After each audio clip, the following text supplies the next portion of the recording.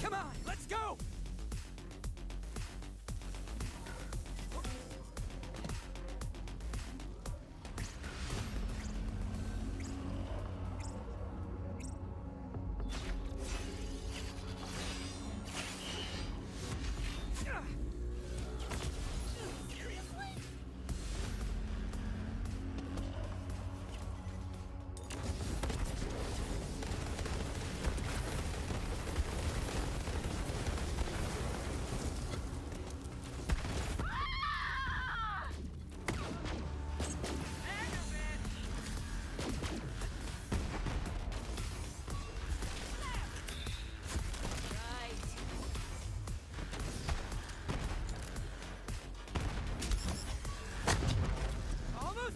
Irene!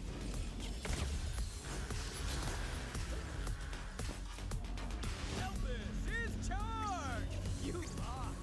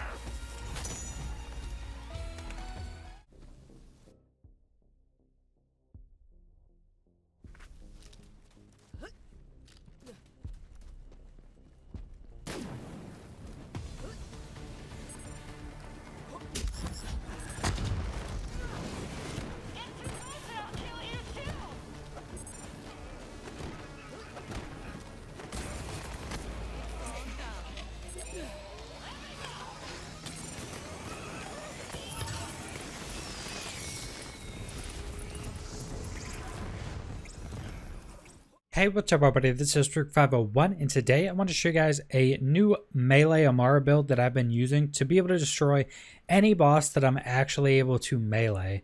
Now I think this is the strongest melee build in the game just because of the ridiculous amount of damage you can put out on anything that you're actually able to hit with a melee. Now this build is completely focused on the ignite damage you deal, so pretty much the incinerary status effect damage. And how this build works, whenever you melee something for how much damage you hit, so if you melee something for 44k, you'll see your status effect will be ticking for 44ks every time it ticks. Pretty much most of the time. I mean, there's differences in damages, you know, if they have shields or if they have armor and stuff like that, because your incinerary will do less to that. But if you're hitting something without shielding or armor, you're going to be ticking as much as you melee for. You might even be ticking more than you melee for. And there's one item that makes this build actually work that you need. Now, there are a ton of items that are going to make this build actually do the damage you want to do to be able to kill bosses with it. But the one item you need to actually make it work correctly is Unleash the Dragon. This is from a rare named enemy on Eden 6 at the Jacob's Estate. It's really close to where you spawn. If you need to look up a video of where to go see it, there's probably like 30-second videos out there showing where it is, and it's just a rare drop from that. And I'm pretty sure every single one drops with the same exact stats. So the 16% incinerary damage and 25% melee damage. I'm pretty sure that's always what it rolls with. But the main thing we need this for is the melee ignite chance 100%. So if you hit something, you light it on fire with your melee. Just guaranteed. This is very important for this build. Now going into, we'll go over the rest of the stuff that you want to have for this build, but now we're going to go into the status tree, or the talent trees. So you're going to be going very heavily into Brawl because basically you want to get as much melee damage as you possibly can, because then your Ignite's going to be hitting harder and harder. So we want 5 out of 5 root to rise, 40% max HP. You're in melee, so you want to be as tanky as possible. 5 out of 5 clarity, which gives you health regen more when you use a action skill. 5 out of 5 health enhance, damage reduction when you use an action skill. Then we have 1 in Samsara. This was just the last point. So when you hit something with your action skill, you gain health regen, which is the main thing we want for it. We have 1 in Find Your Center, which gives you 100% melee damage, melee range, and that's the melee range is after you use your action skill. Mindfulness, which gives you movement speed when being hit and shield regeneration delay, stacking up 25 times.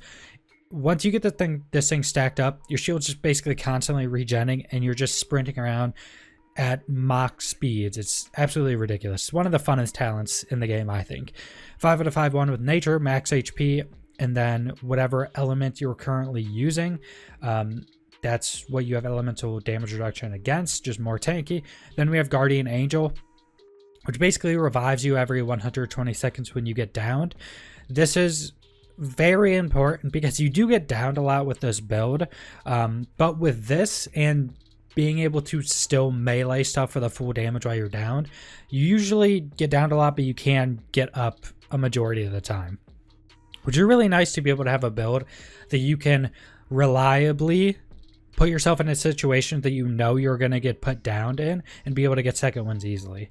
Then we have 1 it's a Blitz, which is just a big melee damage increase, and when it procs, you jump to a target and do a lot more damage. So next we have the Mythical Assault Tree, which went 5 out of 5 do harm.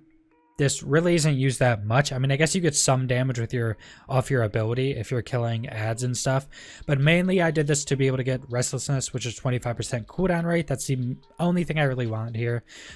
So we're able to reliably use our action ability. Then in Fist of Elements, we have 5 out of 5 Anima, which is status effect damage, status effect duration, and action skill status effect damage. So very important with this, you're making stuff ignite for longer, which the duration increase is pretty much just for if you light something on fire that has shielding or armor, because if you melee something that's not a boss that doesn't have shield or armor, they're going to die within a few seconds. It just does that much damage. Then we have Tempest, which is elemental damage plus 30%, pretty massive, and then shock damage plus 20%. Extra on top of that, Illuminated Fist, which you do increase melee damage, and your melee damage is convert to your action skill element. This is very important as well, because now whichever element we use, which is pretty much always going to be fire, you're doing more damage to that, which will also increase your ignite damage. For our augment, we're pretty much just using Allure. There's not really anything super great to use with this, but Allure does help if you're facing non-bosses and stuff that can actually get pulled to it, because it's much easier to melee stuff when, they're in melee range. And that's pretty much it. The ability we're actually using is Phase Slam, and this is mainly because we have anointed buffs that give us melee damage increase when you Phase Slam. So that's pretty much the only reason we're using that. And that's all for the skill tree. There is some stuff you can change up in the skill tree. You just need pretty much you need all of this in the Fist of Elements tree, and then you need, your capstones for the melee damage increases. Besides that, you can pretty much do whatever you want. I would just recommend still going all this tanky stuff, because you're staying in melee range and you don't have any life steal off damage or anything like that. So you're really squishy if you don't use these, but you're even still a bit squishy with all this stuff because you're going to be in melee all the time. Now for weapons. Now, the main weapon you're going to want is the butt plug. Now, this is from just a quest, just a side quest on Pandora from Ellie. You just have to go kill somebody, and once you're done with that quest, you'll get this as the quest reward. You can look that up if you really need to. It's a really easy quest to just go do.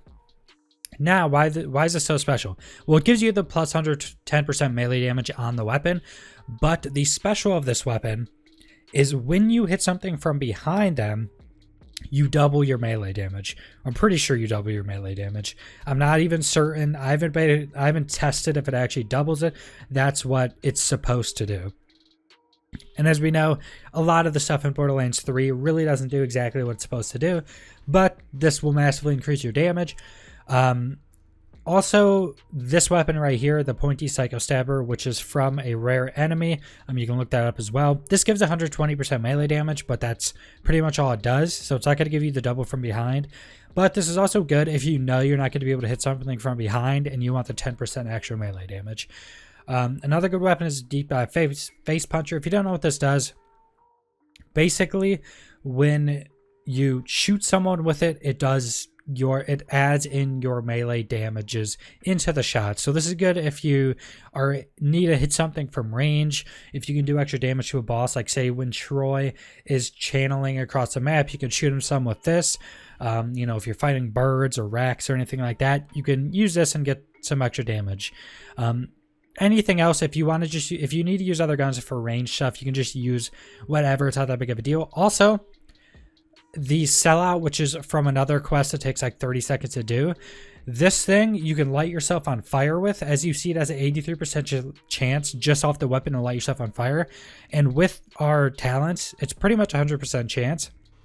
You just shoot at the ground and light yourself on fire. It doesn't do a ton of damage, and with that you can actually stack up if you need to get movement speed. You can actually stack up mindfulness pretty much to max with that because you're on fire pretty easily once you have shield, so it doesn't kill you. So that's another thing you can use if you're running around and you want some movement speed increase. So for the class mod, you're going to want the Breaker. I don't know if Rope-a-Dope is the full name or if it's just Breaker, if that's a prefix or not, but this class mod right here, which is the one where AMARA gains damage reduction. The bonus is based on your distance to the enemy. The closer to the enemy, the greater the bonus. So if you're in melee range, you get 29% damage reduction. This can roll with a capstone increase to your Find Your Center, which is what you want, which doubles the melee damage on up to 200%. You very much want that. It can also roll just two other talents, which it can roll Jab Cross and Personal Space. Neither of these are super important for the build, really. I like Jab Cross because it also gives action skill damage increase. For your shield, pretty much anything. Now you're going to want, if you can get a shield with this Face Slam Anointed, after using Face Slam, melee damage increase by 200% for a short time. If you can get that, use it. You're going to pretty much want a shield with that, and past that point you're going to be able to want if you can get a brawler ward with this Face Slam buff, it's super good. If you don't have this anointed buff, try to get just a normal brawler ward, and if you don't have that, also just any other tanky shield is going to be good. A transform or anything like that. The best you can possibly get is a brawler ward with this anointed buff on it, which I don't have. But with this anointed buff, any shield can be half decent. For the grenade, anything you want. I wasn't using grenades a ton just to be able to show stuff. Once you're killing like groups of enemies and stuff, you're going to want to use a grenade more because, you know, a grenade's just extra damage. You know, really good rolled hexes are always going to be insane. So that's pretty much the entire build. And as you can see from the footage, this is pretty good against any boss, especially bosses without shielding or armor, because you're just doing the actual ignite damage. And as you'll see, some of these bosses, you're just ticking 50k ticks of ignite damage. Absolutely ridiculous. It's also pretty good at killing enemies. I'm going to have some footage of the Cistern of Slaughter, which is all animals, so most of them just take normal incendiary damage. So as you'll see, if you melee something that doesn't have resistances or armor or shielding, they're pretty much dead all the time. So if it's not like a fire slag, if it doesn't have armor or shielding, you pretty much just kill it with any melee. It's pretty ridiculous. It could still be good in like circles of slaughters and stuff like that, but it's all incendiary damage. So fighting tons of enemies with shields or armor isn't going to be near as strong as just fighting stuff just with health and no shields or armor. But that's pretty much the entire build. Subscribe if you want to see more Borderlands 3 content. Leave a like if you liked the video. Leave a comment down below what you think about this build. If you have any other questions about where to get the items I showed, any other questions about the build, how it's supposed to work, all that type of stuff, leave it in the comments. I try to reply to as many people as I possibly can. And thanks for watching.